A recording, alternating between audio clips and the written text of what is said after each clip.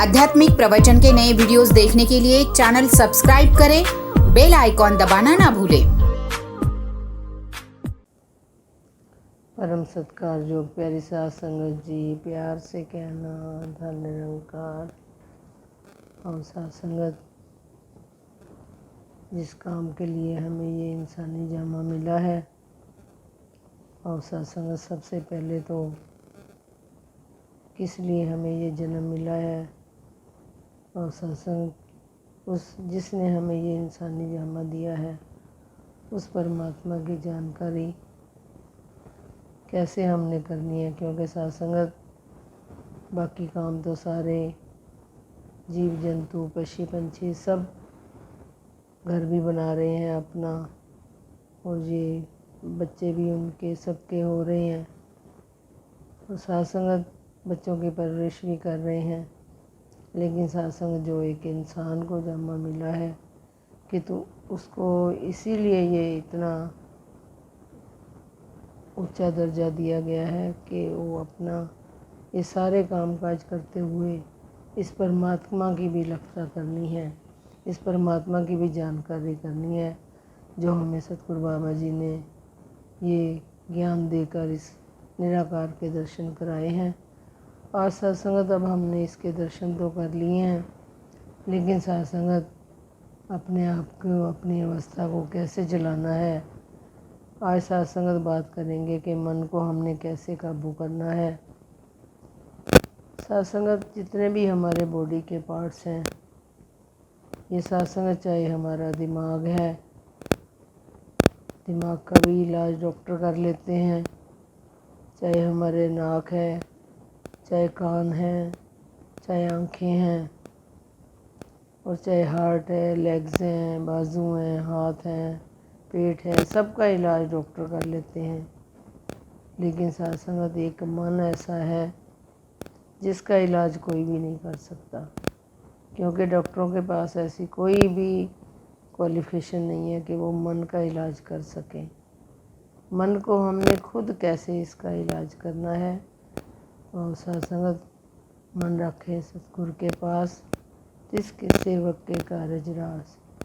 सत्संगत मन को जब हम इसके हवाले कर देते हैं, इस परमात्मा के हवाले कर देते हैं, क्योंकि सत्संगत जब तक हम भक्ति के मार्ग पर सही चलते हैं तो अपने मन को भी काबू में रख सकते हैं, मन को भी बस में रख सकते हैं। ऐसा नहीं कि सत्संगत हम सारे संगतें भी कर रहे हैं, भक्ति भी कर रहे हैं, पाठ पूजा भी कर रहे हैं, सब काम काज कर रहे हैं, लेकिन सत्संगत अगर हमारे मन के अंदर से अहंकार नहीं गया तो सत्संगत कहते हैं कि मन मैला का मैला ही रह जाता है। तो किसी भक्ति का, कोई सत्संग का, कोई सिमरन का इस पर कोई फिर असर नहीं होता, ये इसकी मैल फिर उतरती नहीं है। मन की मैल कैसे हमने उतारनी है। मन की मैल को हम जब अपने आप को अहंकार से गिराएंगे, मैं को अपनी को ख़त्म करेंगे, तभी सत्संगत हमारे ये जो मन है साफ भी तभी होगा, और फिर अच्छे काम भी तभी करेगा। क्योंकि सत्संगत सबसे पहले मन को काबू करने के लिए कि मन तू ज्योत स्वरूप है, अपना मूल पहचान, मन हरजी तेरे नाल है, गुरमति रंग मान। और सत्संग मन को समझाया गया है कि मन जो है ये जैसे निराकार का कोई रूप रंग नहीं है, कोई चैन चतर नहीं है, तो कोई इसकी शक्ल नहीं है। ऐसे ही सत्संग जो मन है बिल्कुल ये भी निराकार की तरह ही है। इसीलिए जब मन को ये काबू ये निराकार ही कर सकता है। जब क्योंकि सत्संगत निरंकार की जब तक हम इसकी भक्ति नहीं करेंगे, इसके गुणगान नहीं करेंगे, इसके गुणगान हम तभी कर सकते हैं, पहले इसके दर्शन करने पड़ेंगे। क्योंकि सत्संग दर्शन कैसे होंगे, दर्शन करने के लिए हमें गुरु के पास जाना पड़ेगा, और गुरु भी हमें दर्शन करवा देगा। फिर इसके बाद हमने क्या करना है। और सत्संग इसके बाद भी कहते हैं कि एक बार अगर आपने ज्ञान ले लिया तो ये नहीं कि आप निराकार को हर वक्त संभाल के रख पाओगे। सत्संग इसके लिए भी हमें भक्ति करनी, बंदगी करनी पड़ेगी। बंदगी कैसे करनी है, संगतों में जा कर, परिवार में बैठकर इसका गुणगान करना। आजकल के हालात के मुताबिक जैसे संगतों के नहीं, संगतों का आदेश नहीं हुआ है क्योंकि लॉकडाउन चल रहे हैं कोरोना की वजह से। तो सत्संग अरदास ये भी बनती है।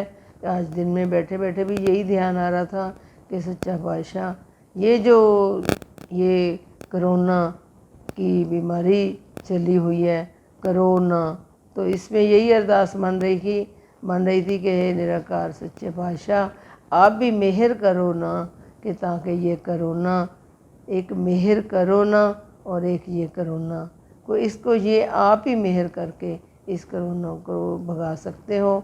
और वैसे पहले की तरह ही फिर सारी संगतें भी, सब मंदिर गुरुद्वारे भी, सब मस्जिद भी, जहाँ जहाँ भी जिसका ध्यान है, सब अपने भक्ति करते हुए इस जीवन का निर्वाह करें और सबके घरों में तंदुरुस्ती आए, सबके बच्चे सुखी रहें, परिवार सुखी रहें, सबके बिजनेस भी वैसे ही चल सकें। नौकरियां के लिए भी कई बच्चे बेचारे नौकरियों से वांझे हुए पड़े हैं। सबके लिए ध्यान बन रहा था कि सच्चा पातशाह जब इस निराकार को देखकर इसके आगे अरदास करते हैं तो सत्संग सारे ही सिमरन किया करें कि सच्चा पातशाह ये जो टाइम लेके आया है तू आप ही इसको दूर कर सकता है।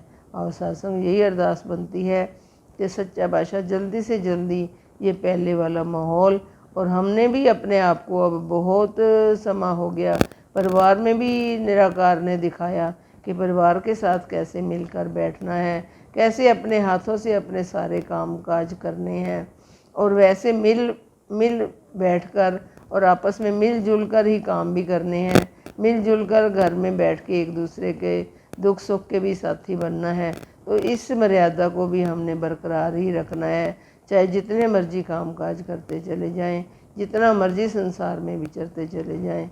और सत्संग ये मर्यादा, जिसने अपनी मर्यादा को कभी भी नहीं भूलना, क्योंकि सत्संग बाबा जी को भी कहा गया है कि हमारे सतगुरु जो थे ये मर्यादा पुरुषोत्तम थे। सत्संग दासी ने सतगुरु को भी देखा कि कैसे मर्यादा में रहते हुए इन्होंने अपने घर बार को, गृहस्थी को भी और सारे संसार को भी, सत्संग हमें तो एक परिवार को चलाना मुश्किल हो जाता है, लेकिन सतगुरु ने एक परिवार के साथ साथ सारे संसार को भी चलाया। तो अब सत्संग जो हमें भी शिक्षाएं दी गई हैं, हमने भी उन शिक्षाओं के ऊपर कैसे चलना है, क्योंकि सत्संग आज भी दासी जब विचार सुन रही थी तो समय के इसके ऊपर कुछ नहीं कहा गया कि मैं इतनी उम्र में, अभी मेरी उम्र छोटी है, अभी मैं थोड़ा बड़ा होऊंगा, बहुत टाइम पड़ा है भक्ति करने के लिए, तब मैं कर लूँगा। नहीं, सत्संग जब रीस करा करें तो भगत प्रहलाद की रीस किया करें कि भगत प्रहलाद जी ने कितने छोटे टाइम में एक इतने, उनके पिता कितने कठोर थे, हरनाक्षप का नाम दे रहे थे, कि उनके बीच में रहते हुए भी उन्होंने भक्ति के मार्ग को कैसे अपना लिया और अपने जीवन को थोड़े टाइम में ही अपना नाम रोशन कर गए। और सत्संग आज के टाइम में अगर हम देखें तो दासी तो बार बार नाम अपने भगत अवनीत जी का लेती हैं कि उन्होंने भी कैसे थोड़े टाइम में ही अपने नाम को कैसे रोशन किया और भक्ति के मार्ग पर भी कैसे चलकर अपने सतगुरु को भी रिझा लिया, अपने गुरसिखों को भी रिझा लिया, अपने माता पिता को भी रिझाया, अपने बहन भाइयों को भी रिझाया, और जहाँ भी स्कूल में पढ़े, चाहे छोटी क्लास से लेकर, सत्संग जब अवनीत जी कोई 6th-7th में थे या 8th में होंगे, तब भी दासी की बेटी भी उसी स्कूल में पढ़ती थी।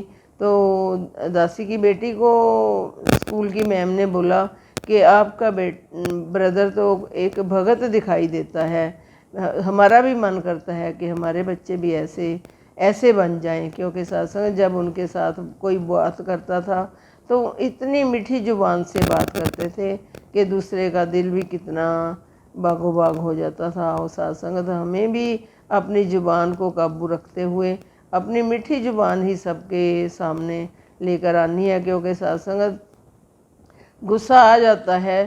सत्संग तो ये बात नहीं कि हमने गुस्से को कभी ख़त्म ही नहीं करना, गुस्सा भी आने वाली चीज़ है, कोई गलत बात होती है तो उस पर गुस्सा आ भी जाता है।